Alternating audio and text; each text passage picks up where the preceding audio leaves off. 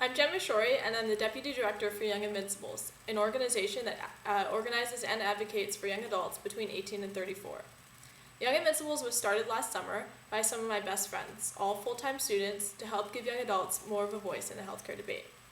We felt like our generation wasn't being heard on an issue that was going to have a huge impact on our future. For me, healthcare reform is personal.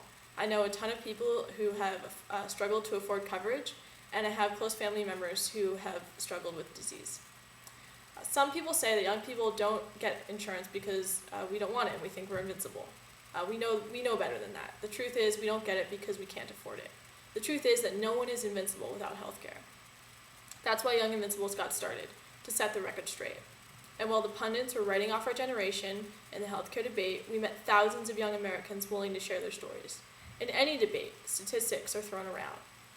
But in this case, what was most powerful was the courage of Krisha, Monique, and Eric, young adults who all shared their experiences battling with diseases and coping with a system that did not have their best interests at heart.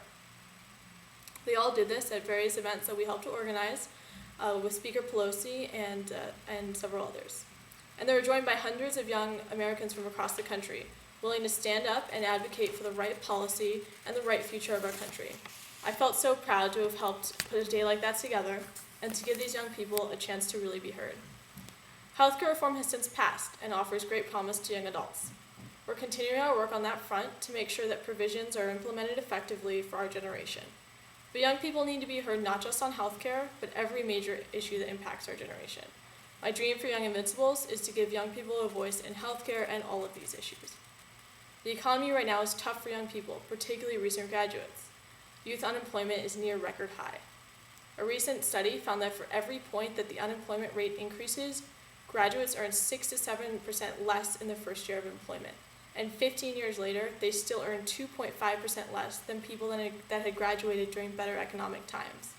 Student debt is another huge problem that impacts almost every student. Unless there is major change, a whole generation will see their options for education and economic success decline rapidly. Our representatives need to be thinking about our generation. That's why I'm so passionate about Young Invincibles and the work we're doing to empower young adults in school and in the workplace to have political power in DC. We all need to stand up and make our voices heard. Let's go straight to the